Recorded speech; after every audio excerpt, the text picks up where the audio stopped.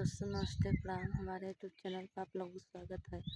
आप लोगों के बीच एक बनने गीत जाएगी, अच्छा लगे तो लाइक सब्सक्राइब कमेंट जरूर कीजिए। कमेंट में आप लोग जरूर बताना। देर नहीं करते हैं, राधे राधे। चलते सुनाते जय श्री राम। सब दीदी भैया का प्रणाम करके जोर कर विनती करते हैं कि ज़्यादा से ज़्यादा हमारा सपोर्ट करें। लाल लाल ओठवा से चुएली लाला या हो के बानी रोइना, हो के बानी रोइना। सुन के आपने विदैया हो के बानी रोइना, सुन के आपने विदैया हो के बानी रोइना। लाल लाल ओठवा से चुएली लालैया हो के बानी रोइना, हो के बानी रोइना। अपनी सुनी के विदैया हो के बानी रोइना, अपनी सुनी का विदैया हो के बानी रोइना। लागी लागी बतिया जिनी बोलो हमारी सासू हो के आमी रोई हैना। हमारे पापा के महाली हो के आमी रोई हैना। हमारे पापा के महालिया हो आमी रोई हैना।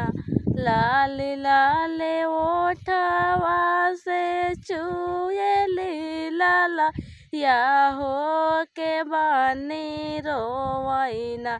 सुन के आपने विदैया हो के बानी रोइना, सुन के आपने विदैया हो के बानी रोइना।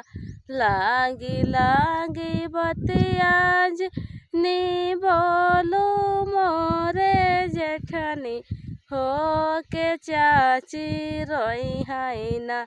हमारे चाचा के महलिया हो के चाची रोई हैना। हमारे चाचा के महलिया हो हमारी चाची रोई हैना। लाल लाल ओठवा से चुएली लालैया हो के बानी रोइना। सुन के आपने विदैया हो के बानी रोइना, सुन के आपने विदैया हो के बानी रोइना। लागी लागी बतिया जिनी बोलो मोरे ननदी हो के दीदी रोई हैना, हो के दीदी रोई हैना। हमारे जीजा के महलिया हो के दीदी रोई हैना। हमारे जीजा के महलिया हो के दीदी रोई हैना। लाल लाल ओठवा से चुएली लालैया हो के बेटी रोइना, हो के बानी रोइना। सुन के आपने विदैया हो के बानी रोइना।